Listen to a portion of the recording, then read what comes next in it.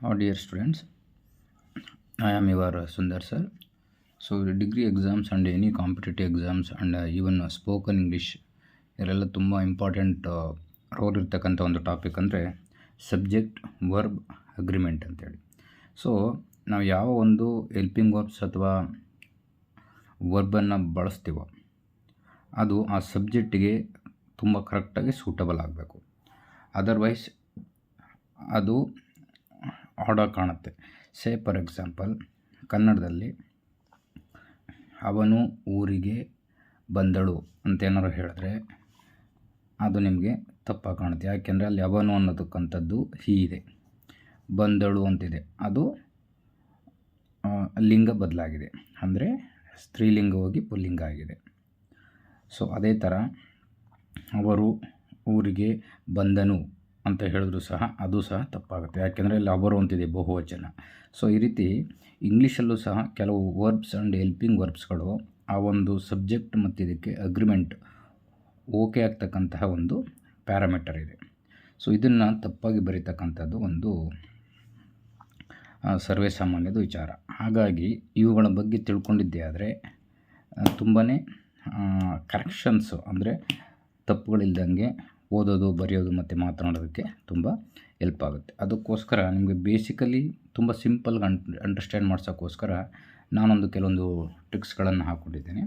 ಇಲ್ಲಿ ಫಸ್ಟ್ ಒಂದು ಗ್ರೂಪ್ ಏನಿದೆ ಇದನ್ನು SR ಗ್ರೂಪ್ ಅಂತ ಕರ್ಕೊಂಡಿದ್ದೀನಿ ನಾನು. ಇದೇನಿದೆ ಇದು ನನ್ನ ಒಂದು ರೂಲ್ಸ್ ಅಷ್ಟೇ, ಜನರಲ್ ಆಗಿ ಯಾವುದೇ ಥರ ಬೇರೆ ಯಾವುದೇ ಒಂದು ನಿಯಮ ಅಂತ ತಗೊಂಡಿಲ್ಲ.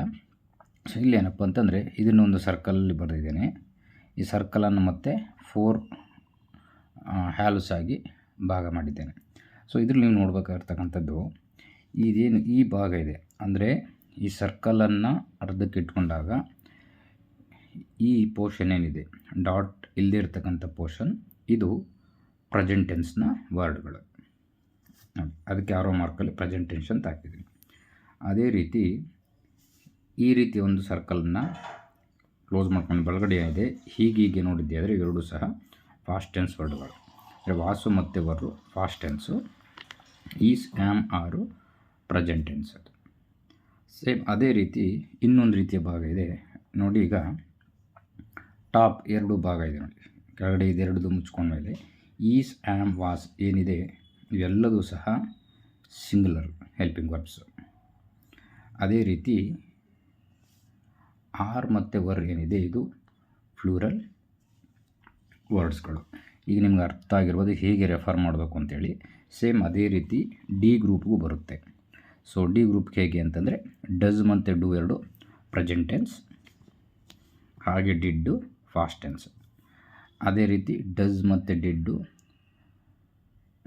ಸಿಂಗುಲರ್, ಡೂ ಮತ್ತು ಡಿಡ್ ಫ್ಲೂರಲ್. ಅದೇ ರೀತಿ ಹೆಚ್ ಗ್ರೂಪ್. ಸೊ ಹ್ಯಾಸ್ ಮತ್ತು ಹ್ಯಾವ್ ಇವು present perfect tens. Next had fast perfect tens. ಅದೇ ರೀತಿ ಹ್ಯಾಸ್ ಮತ್ತು ಹ್ಯಾಡು ಸಿಂಗುಲರ್ ರೆಪ್ರೆಸೆಂಟ್ ಮಾಡುತ್ತೆ, ಹ್ಯಾವ್ ಮತ್ತು ಹ್ಯಾಡು. ಸೊ ಇದು ಒಂದು ನನ್ನ ಒಂದು ಟ್ರಿಕ್ಸನ್ನು ಹೇಗೆ ನಿಮ್ಮ ಯುಟಿಲೈಸ್ ಮಾಡ್ಕೊಳ್ಳೋದು ಅನ್ನೋ ಬಗ್ಗೆ ಹೇಳ್ತೀನಿ. ಅದಕ್ಕೋಸ್ಕರ ನಾನು SR ಗ್ರೂಪ್ ಅಂತ ಕರೆದೀನಿ. ಎಸ್ ಅಂದರೆ ಸಿಂಗುಲರ್ ಗ್ರೂಪ್ಗಳು, ಇಲ್ಲಿ ಆರ್ ಅಂತಕ್ಕಂಥದ್ದು ಆರ್ ವರ್ ಅಂತೇಳಿ ಗೊತ್ತಾಗಲಿ ಅಂತೇಳಿ SR ಗ್ರೂಪ್ ಅಂತ ಹಾಕ್ಕೊಂಡಿದ್ದೀನಿ. ಹೀಗೀಗೆ ಇವೆಲ್ಲ ಸಿಂಗುಲರ್ಗಳಿಗೆ ಬಳಸ್ತಕ್ಕಂತಹ ವರ್ಡ್ಗಳು ಹೆಲ್ಪಿಂಗ್ ವರ್ಬ್ಸು. ಹೀಗೀಗೆ ಫ್ಲೂರಲ್ಲು, ಹೀಗೀಗೆ singular plural, singular plural. So D ಅಂತಂದರೆ ಡೂ ಡಿಡ್ ಡಸ್. ಎಚ್ ಅಂದರೆ ಹ್ಯಾಸ್ ಹ್ಯಾವ್ ಹ್ಯಾಡ್. ಇಲ್ಲಿ ಎಸ್ ಈಸ್ ವಾಸ್ ಮತ್ತು ಆರ್ ವರ್. ಸೊ ಈ ಒಂದು 3 ಸರ್ಕಲ್ಗಳು ಮತ್ತು ಅದ್ರ ಜೊತೆಗೆ can, could, may, might, will, would ನಿಮ್ಗೆ ಗೊತ್ತಿರ್ತಕ್ಕಂಥದ್ದು. ಇವಿಷ್ಟನ್ನು ತಿಳ್ಕೊಂಡಿದ್ದೆ ಆದರೆ ಬಹುತೇಕ ತಪ್ಪುಗಳನ್ನು ಅವಾಯ್ಡ್ ಮಾಡ್ಬೋದು. ಮತ್ತು ಇನ್ನೊಂದು ವಿಚಾರಪ್ಪ ಅಂತಂದರೆ ಈ ರೆಗ್ಯುಲರ್ ಮತ್ತು ಇರ್ರೆಗ್ಯುಲರ್ ವರ್ಬ್ಸ್ ಬಗ್ಗೆ ಸ್ವಲ್ಪ ಮಾಹಿತಿ ನಿಮ್ಗೆ ಗೊತ್ತಿರಬೇಕು. ಏನಂತಂದರೆ ರೆಗ್ಯುಲರ್ ವರ್ಬ್ಸ್ ನೋಡಿ, ಇಲ್ಲಿ ಕಿಲ್ ಅಂತಿದೆ ಪ್ರೆಸೆಂಟ್ ಟೆನ್ಸು. ಇದನ್ನು ಫಾಸ್ಟ್ ಟೆನ್ಸಲ್ಲಿ ಬರೆಯುವಾಗ ಕಿಲ್ಡ್ ಅಂತ ವರ್ಡನ್ನು ಬಳಸಬೇಕು. ಅದೇ ರೀತಿ ವಾಕ್, ವಾಕ್ಡ್, ಮೂವ್, ಮೂವ್ಡ್ ಅಂತ. ಇಲ್ಲಿ ನೋಡಿ ಎಲ್ಲದರಲ್ಲೂ ED ವರ್ಡ್ಗಳಿದೆ. ಇದೇ ರೀತಿ ಒಂದೇ ರೀತಿಯ ED ವರ್ಡ್ಗಳಿಂದ ಎಂಡ್ ಆಗ್ತಕ್ಕಂಥ ಲೆಟರ್ಗಳು ಅದನ್ನು ರೆಗ್ಯುಲರ್ ಅಂತ ನೋಡಿ, ರೆಗ್ಯುಲರಾಗಿ ಬಂದಿದೆ ಇದು. ಮತ್ತು ಇದು ಪಾಸ್ಟ್ ಟೆನ್ಸನ್ನು ರೆಪ್ರೆಸೆಂಟ್ ಮಾಡುತ್ತೆ. ಸೊ ಇದು ಪ್ರೆಸೆಂಟ್ ಟೆನ್ಸ್, ಇದು ಫಾಸ್ಟ್ ಟೆನ್ಸ್. ನೆಕ್ಸ್ಟು ಇದು ಫಾಸ್ಟ್ ಪರ್ಫೆಕ್ಟ್ ಟೆನ್ಸ್ಗೂ ಸಹ ಇಡಿನೇ ಬರುತ್ತೆ. ನೆಕ್ಸ್ಟು ಬರ್ತಕ್ಕಂಥದ್ದು ಇರ್ರೆಗ್ಯುಲರ್ ವರ್ಬ್ಸು. ಯಾಕೆ ಇದನ್ನು ಇರ್ರೆಗ್ಯುಲರ್ ವರ್ಬ್ಸ್ ಅಂತಂತಂದರೆ ಇದು ಇರ್ರೆಗ್ಯುಲರ್ ಆಗಿದೆ. ನೋಡಿ, ಕಿಲ್ ಕಿಲ್ಡ್ ಅಂತಿದೆ, ಕಿಲ್ಡ್, ವಾಕ್ಡ್ ಅಂತಿದೆ. ಆದರೆ ಇಲ್ಲಿ ಗೋ, ವೆಂಟ್, ಗಾನ್ ನೋಡಿ 3 ವರ್ಡ್ಗಳು ಚೇಂಜ್ ಇದೆ. ಗೋ ಥರನೇ ಇಡಿಯನ್ನು ತೊಗೊಂಡಿಲ್ಲ ಅಥವಾ ಬೇರೆ ಇನ್ನೇನು ತೊಗೊಂಡಿಲ್ಲ. ಗೋ ಅನ್ನೋ ಪದನೇ ಬೇರೆ, ವೆಂಟ್ ಅನ್ನೋದೇ ಬೇರೆ, ಗಾನ್ ಅನ್ನೋದೇ ಬೇರೆ ರೀತಿ ನೋಡಲಿಕ್ಕಿದೆ. ಸೊ ಹಾಗಾಗಿ ಇದನ್ನು ಇರ್ರೆಗ್ಯುಲರ್ ವರ್ಬ್ಸ್ ಅಂತ ಕರೀತಾರೆ. ಸೊ ಇದರಲ್ಲಿ ವೆರಿ ಫಸ್ಟ್ ಸರ್ಕಲ್ ಏನಿದೆ ಇದು ಪ್ರೆಸೆಂಟ್ ಟೆನ್ಸನ್ನು ರೆಪ್ರೆಸೆಂಟ್ ಮಾಡುತ್ತೆ. ನಂತರ ಈ ಸ್ಕ್ವೇರ್ ಥರ ಏನಿದೆ ಇದು ಫಾಸ್ಟ್ ಟೆನ್ಸನ್ನು ರೆಪ್ರೆಸೆಂಟ್ ಮಾಡುತ್ತೆ. ನೆಕ್ಸ್ಟ್ ಇದು ಫಾಸ್ಟ್ ಪರ್ಫೆಕ್ಟ್ ಟೆನ್ಸನ್ನು ರೆಪ್ರೆಸೆಂಟ್ ಮಾಡುತ್ತೆ. ಇದರಲ್ಲಿ ನೀವು ತಿಳ್ಕೊಬೇಕಾಗ್ತಕ್ಕಂಥ ಏನಿದು ಫಾಸ್ಟ್ ಪರ್ಫೆಕ್ಟ್ ಟೆನ್ಸ್ ಇದೆ, ಈ ವರ್ಡ್ಗಳು ಎಚ್, ಹ್ಯಾಸ್, ಹ್ಯಾವ್, ಹ್ಯಾಡ್ ನೋಡಿ ಇವುಗಳ ಜೊತೆ ಕಂಪಲ್ಸರಿ ಬಂದೇ ಬರಬೇಕು. ಈ ಪದಗಳೇನಾದರೂ ಇದೆ ಅಂತಂದರೆ ಈ ಪದಗಳೇನೇ ಬರಬೇಕು. ಇದು ಒಂದು ಸಾಮಾನ್ಯ ನಿಯಮ, ಇದೊಂದು ನೆನಪಿಟ್ಕೊಳ್ಳಿ. ಓಕೆ, ಹಾಗಾಗಿ ನಾನು ಈ ಒಂದು ಸರ್ಕಲಲ್ಲಿ ಪಕ್ಕದಲ್ಲಿ ಈ ಪದಗಳನ್ನು ಬರೆದಿದ್ದೇನೆ. ಸೊ ಈಗ ನೋಡಬೇಕಾಗಿರ್ತಕ್ಕಂಥದ್ದು ನಾವು ಒಂದು ಸರ್ಕಲಲ್ಲಿ ಕೊಟ್ಟಿರುವ ಪದ ಫಸ್ಟು ಸಿಂಗುಲರ ಅಥವಾ ಫ್ಲೂರಲ್ಲ ನೋಡಬೇಕು. ಫಸ್ಟು ಸಿಂಗುಲರ್ ಆರ್ ಫ್ಲೂರಲ್ ಯಾವುದೇ ಒಂದು ಸೆಂಟೆನ್ಸಲ್ಲಿ. ನಂತರ ಅದರದ್ದು ಟೆನ್ಸ್ ನೋಡಬೇಕು, ಅದು ಪ್ರೆಸೆಂಟ್ ಟೆನ್ಸಲ್ಲಿ ಇದೆಯಾ ಅಥವಾ ಫಾಸ್ಟ್ ಟೆನ್ಸಲ್ಲಿ ಇದೆಯಾ ಅಂತ, ಅಥವಾ ಫಾಸ್ಟ್ ಪರ್ಫೆಕ್ಟ್ ಟೆನ್ಸಲ್ಲಿ ಇದೆಯಾ ಅಂತ ನೋಡಬೇಕು ಅಂತ. ನಂತರದಲ್ಲಿ ಕೆಲವೊಂದು ಬಾರಿ ಸಿಂಪಲ್ ಪ್ರೆಸೆಂಟ್ ಟೆನ್ಸಲ್ಲಿ ಇದೊಂದು ವಿಶೇಷವಾದಂಥದ್ದು. ಸಿಂಪಲ್ ಪ್ರೆಸೆಂಟ್ ಟೆನ್ಸಲ್ಲಿ ಸಿಂಗುಲರ್ ಇದ್ದಾಗ, ಅಂದರೆ ಪ್ರೆಸೆಂಟ್ ಟೆನ್ಸಲ್ಲಿ ಸಿಂಗುಲರ್ ಇದ್ದಾಗ, ಸೇ ಫಾರ್ ಎಕ್ಸಾಂಪಲ್ ಹೀ ಅಂತ she in third person singular ಅಂತ ಕರೀತಾರೆ. ಹೀ, ಶಿ, ಇಟ್ ಅಥವಾ ಅದಕ್ಕೆ ಬದಲಾಗಿ ವ್ಯಕ್ತಿಗಳ ಹೆಸರು. ಈ ಹಿ ಅಂತಕ್ಕಂಥದ್ದಕ್ಕೆ ರಾಜು, ಶಿ ಅಂತಕ್ಕಂಥದ್ದಕ್ಕೆ ರಾಣಿ, ಇಟ್ ಅಂತಕ್ಕಂಥದ್ದು ಕ್ಯಾಟ್ ಅಂತ ಅಂದ್ಕೊಳ್ಳಿ. ಅಥವಾ ಹಿ ಅಥವಾ ರಾಜು, ಶಿ ಅಥವಾ ರಾಣಿ, ಇಟ್ ಅಥವಾ ಕ್ಯಾಟ್ ಈಗ ಪದಗಳು. ನಂತರ ಈ ಒಂದು ಪದ ಬಡಿತೀನಿ, ಟುವರ್ಡ್ಸ್ ದ ಡೋರ್ ಅಂತಿದೆ ಒಂದು sentence. Hi towards the door ಅಂತಿದೆ. ಇಲ್ಲಿ ಸಂಬಂಧಪಟ್ಟಿದ್ದು ಅವರು ಮೂವ್ ಆದರು ಅನ್ನೋದನ್ನು ತೋರಿಸ್ಬೇಕಾಯ್ತು. ಇದು ಬೇಸಿಕ್ ವರ್ಬ್. ಈಗ ಇದನ್ನು ಯಾವ ರೀತಿ ಬಳಸ್ಕೊಳ್ಳೋದು ಅಂತೇಳಿ, ಈಗ ಇದೊಂದಕ್ಕೆ ಮಾತ್ರ ಹೀ ಮೂವ್ ನೋಡಿ, ಇಲ್ಲಿ ಮೂವ್ ಅಂತಕ್ಕಂಥ ಪದನ ಇಲ್ಲಿ ಬರೀಲೇಬೇಕು ಅನ್ನೋದಾದರೆ ಇಲ್ಲಿ ಎಸ್ ಸೇರಿಸ್ಕೋಬೇಕು. So he moves towards the door, ಅಥವಾ Raju moves towards the door, ಅಥವಾ she moves towards the door, Rani moves towards the door, it moves towards the door, the cat moves towards the door. ಇದೊಂದು case ಮಾತ್ರ ವಿಶೇಷವಾಗಿರ್ತಕ್ಕಂಥದ್ದು ನೆನ್ಪಿಟ್ಕೊಳ್ಳಿ. ಇದು singular ಇದ್ದಾಗ ಮಾತ್ರ.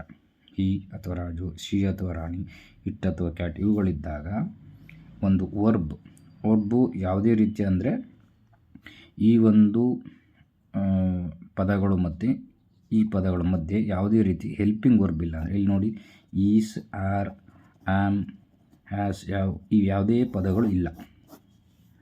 ಆವಾಗ ಆ್ಯಕ್ಷನ್ ವರ್ಬೇನೆ ಎಸ್ ತಗೊಳುತ್ತೆ. ಇಲ್ಲಿ ಸಿಂಗುಲರ್ ಇದ್ದಾಗ ಮಾತ್ರ ಅವ್ರಿಗೆ ನೌನ್ ಅಥವಾ ಪ್ರನೌನ್ಗಳಿಗೆ. ಸೊ ಇದೊಂದು ನಿಯಮ ವಿಶೇಷವಾಗಿರ್ತಕ್ಕಂಥದ್ದು.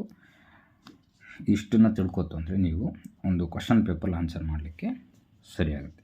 ಮತ್ತು ಅದು ಟೈಮ್ನೂ ಸಹ ತಿಳಿಸ್ತಕ್ಕಂಥ ಕೆಲವು ವರ್ಡ್ಗಳಿರ್ತವೆ ಎಲ್ಲಿ ನಿಮ್ಮ ಒಂದು ಕ್ವಶನ್ ಪೇಪರಲ್ಲಿ. ಆ ಟೈಮ್ ಅಂದರೆ that is nothing but tense. ಆದರೆ ಆ ಕೀವರ್ಡ್ಗಳನ್ನು ನೀವು ಅರ್ಥ ಮಾಡಿಕೊಂಡು ಒಂದು ಸಿಂಗುಲರ್ ಫ್ಲೂರಲ್ ಅಥವಾ ಪ್ರೆಸೆಂಟ್ ಟೆನ್ಸ್, ಪಾಸ್ಟ್ ಟೆನ್ಸ್ ಇವುಗಳ ಆಧಾರದ ಮೇಲೆ ನಿಮ್ಮ ಆನ್ಸರನ್ನು ಬರೀತಾ ಹೋಗಬೇಕು. ಇದು ತುಂಬ ಸಿಂಪಲ್ ಇದೆ, ಅಷ್ಟೇ ಕನ್ಫ್ಯೂಷನ್ ಇದೆ. ಕರೆಕ್ಟಾಗಿ ಅರ್ಥ ಮಾಡಿಕೊಂಡ್ರೆ ಇದರಷ್ಟು ತುಂಬ ಸಿಂಪಲ್ ಆಗಿರೋ ಟಾಪಿಕ್ಕು ಯಾವುದು ಇಲ್ಲ. ಈಗ ನೋಡಿ, ಇವಾಗ ಇಲ್ಲಿ ಫಸ್ಟ್ ನೋಡಿ ಸಿಂಗುಲರ್ ಇದೆ ಮತ್ತು ಎಸ್ಟರ್ಡೇ ಅಂತೆ. ಸಿಂಗುಲರ್ ಅಂತಂದಿದ ತಕ್ಷಣ ಇಲ್ಲಿ ನೋಡಿ, ಇಲ್ಲ ಈಸ್ ತೊಗೋಬೇಕು ಅಥವಾ ವಾಸ್ ತೊಗೋಬೇಕು, ಇವೆರಡು ಒಂದು ಡಿಸೈಡ್ ಆಯಿತು. ನಂತರದಲ್ಲಿ ಎಸ್ಟರ್ಡೇ ಅಂತಿದೆ. ಎಸ್ಟರ್ಡೇ ಅಂತಿರೋದ್ರಿಂದ ಇದು ನೋಡಿ past tense was.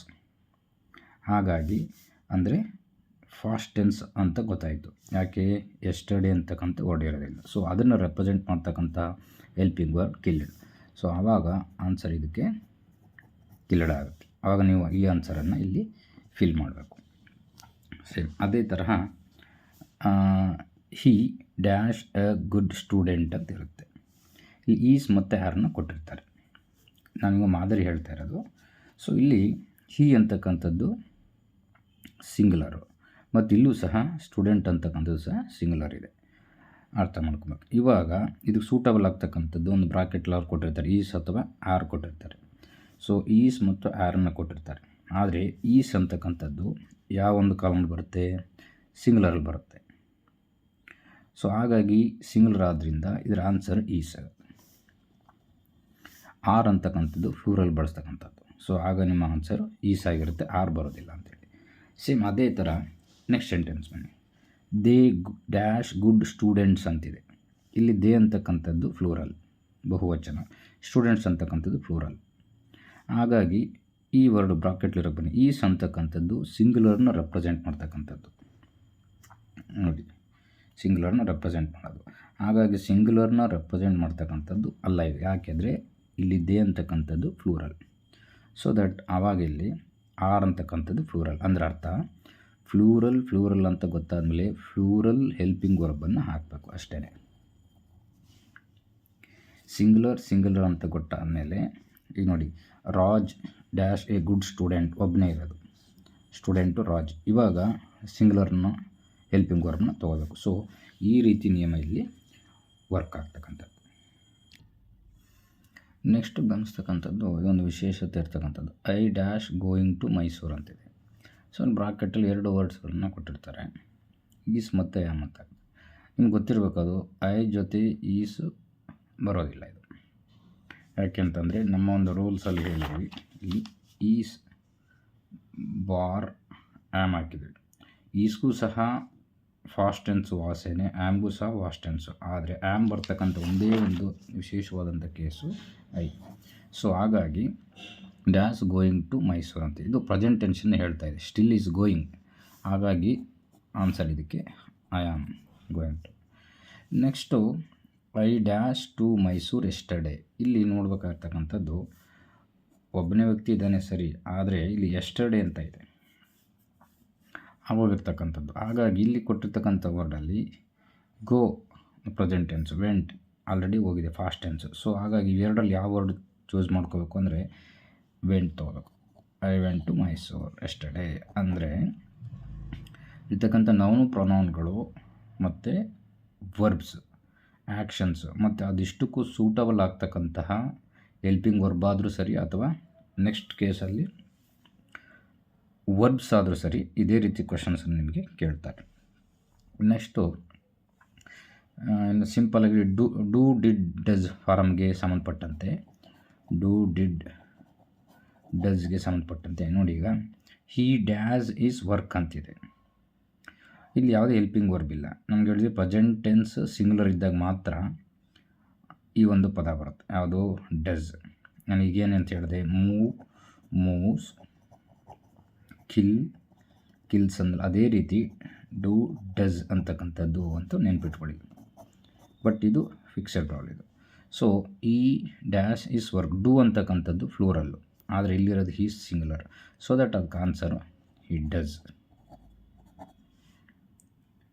Next she dash her work ಅಂತಿದೆ. ಸೊ ನೆಕ್ಸ್ಟ್ ಇಲ್ಲಿ ಬನ್ನಿ, ಸ್ಟೂಡೆಂಟ್ಸ್ ಡ್ಯಾಶ್ ದೇರ್ ವರ್ಕ್ ಅಂತಿದೆ. ಸ್ಟೂಡೆಂಟ್ಸ್ ಈಗ ಡಸ್ ಅಂತಕ್ಕಂಥದ್ದು ಸಿಂಗುಲರ್ಗೆ, ಬಟ್ ಇಲ್ಲಿ ಸ್ಟೂಡೆಂಟ್ಸ್ ಅಂತಕ್ಕಂಥದ್ದು ಫ್ಲೂರಲ್ಲಿದೆ. ಸೊ ಹಾಗಾಗಿ ಡಸ್ ಬರಲ್ಲ. ನೆಕ್ಸ್ಟ್ ವರ್ಡ್ ಯಾವುದು? Did. Students did their work. Next ಅದೇ ರೀತಿ ನೋಡಿ, ಇಲ್ಲೊಂದು ಕ್ವಶನ್ ಇದೆ, ಈ dash his work before come to school. ನೋಡಿ ಇದನ್ನು ಹೇಳ್ತಾ ಇದೆ ಫಾಸ್ಟ್ ಟೆನ್ಸು, ಕೆಲಸ ಮುಗಿದೋಗಿದೆ ಅಂತ ಹೇಳ್ತೇವೆ, ಸ್ಕೂಲು ಬರೋಕ್ಕೆ ಮುಂಚೆನೇ. ಸೊ ಅವಾಗ ಇದು ಫಾಸ್ಟ್ ಟೆನ್ಸನ್ನು ಕೇಳುತ್ತಾ ಇದೆ ಅಂತ ಅರ್ಥ ಮಾಡ್ಕೊಳ್ಳಿ. ಸೊ ಈ ಜೊತೆ ಡಸ್ ಬರುತ್ತಾ? ಬರಲ್ಲ. ಯಾಕೆ ಅಂತಂದರೆ ಇದು ಫಾಸ್ಟ್ ಟೆನ್ಸಲ್ಲಿರ್ತಕ್ಕಂಥ. ಅದೇ ರೀತಿ ಡೂ ಅಂತಕ್ಕಂಥದ್ದು ಬರಲ್ಲ, ಯಾಕೆಂದರೆ ಫ್ಲೂರಲ್. ಸೊ ಆ ಉಳಿದಂಥ answer he did his work before come to school. ಇದೇ ರೀತಿಯಲ್ಲಿ ಹಲವಾರು ಎಕ್ಸಾಂಪಲ್ಗಳನ್ನು ನೀವು ಮಾಡ್ತಾ ಹೋಗಬೇಕು. ನಂತರದಲ್ಲಿ ಹ್ಯಾಸ್ ಸಂಬಂಧಪಟ್ಟಂತೆ ನೋಡಿ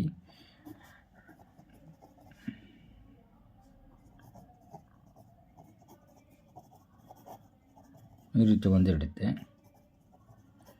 ಹೀಗೆ ಒಂದು ವರ್ಡ್ ಇದೆ ಅಂದ್ಕೊಳ್ಳೋಣ. ಹೀನಾರು ಆಗಿರ್ಬೋದು, ಶೀನಾರು ಆಗಿರ್ಬೋದು, ಅಥವಾ ಈ ಸಿಂಗುಲರ್. ಓಕೆನಾ? ಬಾಯ್ ಅಥವಾ ವಾಸು, ವಾಣಿ, ಸಮಥಿಂಗ್ ಲೈಕ್ ದಟ್. ಇಲ್ಲೆಲ್ಲ ಸಿಂಗುಲರ್ ಎಲ್ಲರೂ. ಸೊ ಇಲ್ಲಿ ಬರ್ತಕ್ಕಂಥದ್ದು ಈ ಎಲ್ಲ ಸಿಂಗುಲರ್. ಗಾನ್ ಟು ಮೈಸೂರಿಗೆ ಹೋಗಿದ್ದಾರೆ, ಬಟ್ ಇದೆಲ್ಲ ಸಿಂಗುಲರ್ಗಳು. ಆವಾಗ ಇಲ್ಲಿ ಹ್ಯಾಸ್ ಅಂತಕ್ಕಂಥದ್ದು ಸಿಂಗುಲರ್, ಹ್ಯಾವ್ ಅಂತಕ್ಕಂಥದ್ದು ಫ್ಲೂರಲ್. ಸೊ ಇಲ್ಲಿಗೆ ಸೂಟಬಲ್ ಆಗ್ತಕ್ಕಂಥದ್ದು has. So your answer must be has ಆಗಬೇಕು. ನೆಕ್ಸ್ಟು ಇದ್ರ ಬದಲಿಗೆ ಹೀಗೆ ಕೊಟ್ಟಿದ್ದೇವೆ. ಈ ರೀತಿ ಇತ್ತು ಅಂತಂದರೆ ಇವಾಗ ಯಾವ್ದು ಬರುತ್ತೆ ನೋಡಿ. ಇಲ್ಲಿ ಹ್ಯಾಸ್ ಅಂತಕ್ಕಂಥದ್ದು ಸಿಂಗುಲರ್ಗೆ ಮಾತ್ರ ನಾನ್ ಪ್ರೊನೌನ್ಗೆ ಅಟ್ಯಾಚ್ ಆಗ್ತಕ್ಕಂಥದ್ದು, ಆದರೆ ಇದು ಫ್ಲೂರಲ್ ಇದೆ. ಸೊ ಹಾಗಾಗಿ ಫ್ಲೂರಲ್ ಹೆಲ್ಪಿಂಗ್ ವರ್ಬ್ಸ್ ಯಾವುದು? Have. So that your answer is have. So ಆಗ ಹ್ಯಾವನ್ನು ಬರೀಬೇಕು. ಅಂದರೆ ಆ ಕೊಟ್ಟಿರುವ ಸೆಂಟೆನ್ಸಲ್ಲಿ ನೀವು ಫಸ್ಟ್ ತಿಳ್ಕೊಬೇಕಾದ್ದು, ಕೊಟ್ಟಿರುವ ಸೆಂಟೆನ್ಸಲ್ಲಿ ಸಿಂಗುಲರ್ ಇದೆಯಾ ಅಂತ. ಸಿಂಗುಲರ್ನ ಡಿನೋಟ್ ಮಾಡ್ತಕ್ಕಂಥದ್ದು ಯಾವುದು? ಈ ಇರುತ್ತೆ, ಅಥವಾ ಶಿ ಇರುತ್ತೆ, ಅಥವಾ ಇಟ್ ಇರುತ್ತೆ, ಅಥವಾ ಯಾವುದಾದ್ರು ಥಿಂಗ್ಸ್ ಇರುತ್ತೆ, ಒಂದು ವಸ್ತು.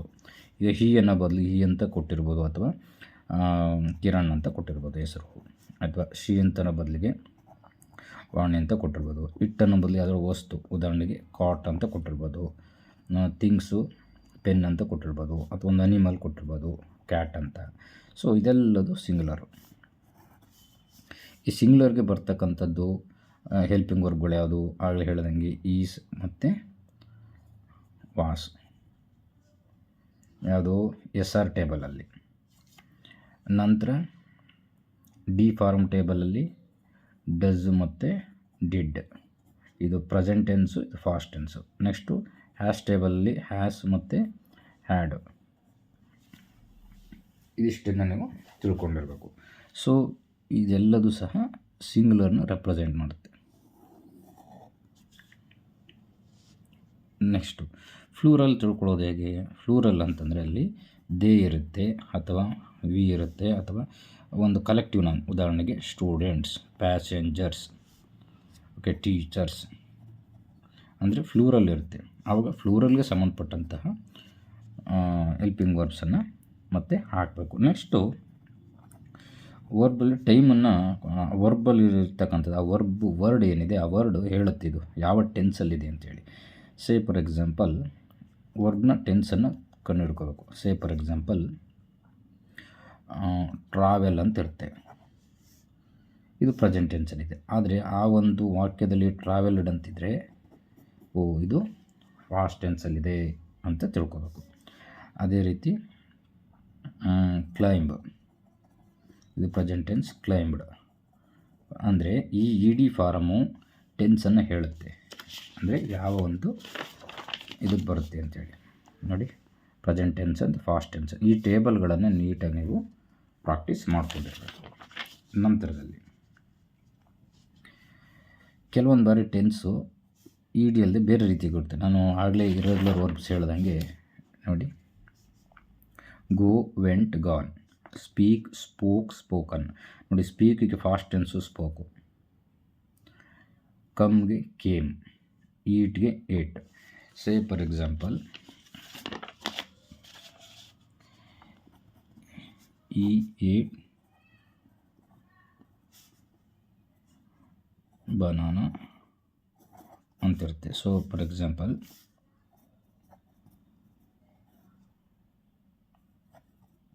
ಹೀಗಿರುತ್ತೆ.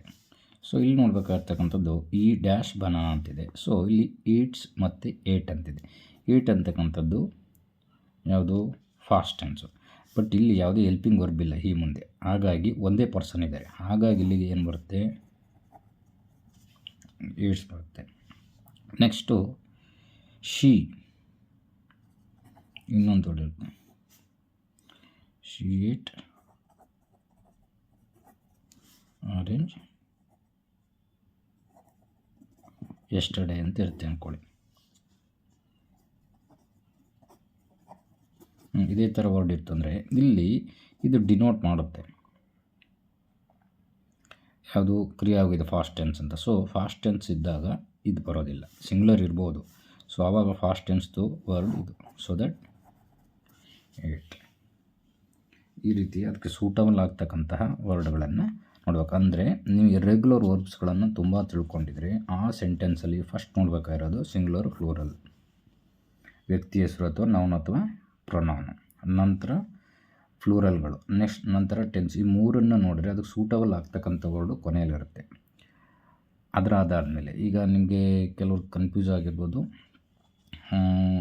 ಡಿಡ್ ಮತ್ತು ಹ್ಯಾಡ್ ಅಂತ. ಹ್ಯಾಡು ಎರಡೂ ಇದಕ್ಕೂ ಬರುತ್ತೆ. ಗಾನ್ ಟು ಸಿಟಿ,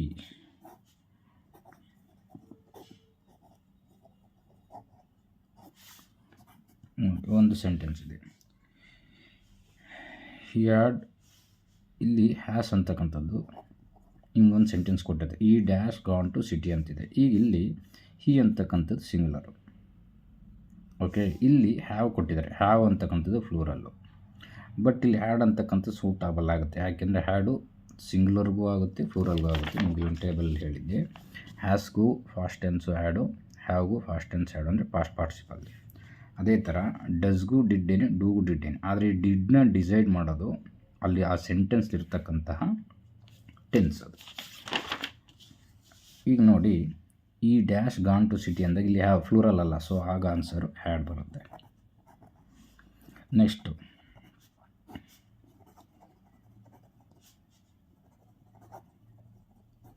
ಈಗಿರುತ್ತೆ ಅನ್ಸಿನ ದೇ ಡ್ಯಾಶ್ ಟು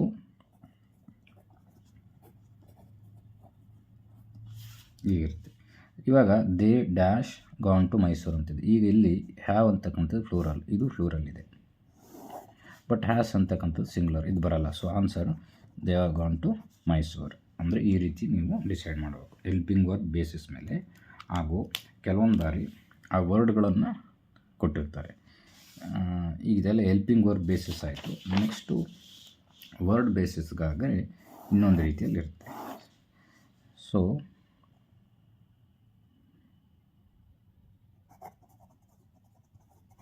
ಒಂದು ಸೆಂಟೆನ್ಸ್ ಅಂತ ತಗೊಳ್ಳೋಣ.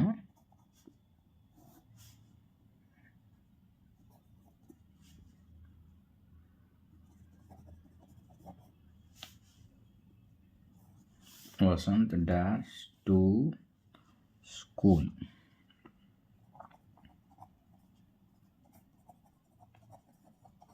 ಹಿಂಗೆ ಕೊಟ್ಟಿರ್ತಾರೆ. ಆವಾಗ ವಸಂತ್ ಡ್ಯಾಶ್ ಟು ಸ್ಕೂಲ್ ಅಂತಿದೆ. Vasant moves to school, move to school. ಈ ಎರಡೂ ಸಹ ವರ್ಡು ಕನ್ಫ್ಯೂಷನ್ ಆಗುತ್ತೆ. ಆದರೆ ಇಲ್ಲಿ ಯಾವುದು ಹೆಲ್ಪಿಂಗ್ ವರ್ಬ್ ಇಲ್ಲ, ಈಸ್, ಆ್ಯಮ್, ಆರ್. ಹಾಗಾಗಿ ಇದು ಪ್ರೆಸೆಂಟ್ ಟೆನ್ಸಲ್ಲಿದೆ. ಹಾಗಾಗಿ ಇದಕ್ಕೆ ಏನು ತಗೊಳುತ್ತೆ helping verbs. Vasant moves to school ಬರುತ್ತೆ.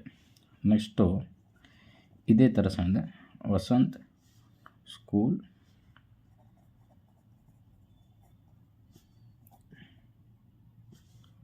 Today morning.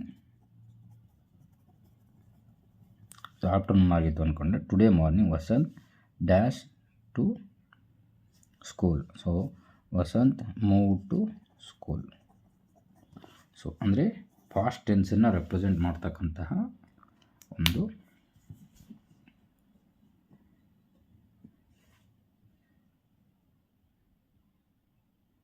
ಸೊ ಈ ರೀತಿಯಲ್ಲಿ ನಿಮ್ಮ ಕ್ವಶನ್ ಪೇಪರನ್ನು ನೋಡಿ ಅದರ ಆಧಾರದ ಮೇಲೆ ನೀವು ಸೂಟಬಲ್ ಸಬ್ಜೆಕ್ಟ್ ವರ್ಬ್ ಅಗ್ರಿಮೆಂಟನ್ನು ಇನ್ನೊಂದು ವೀಡಿಯೋದಲ್ಲಿ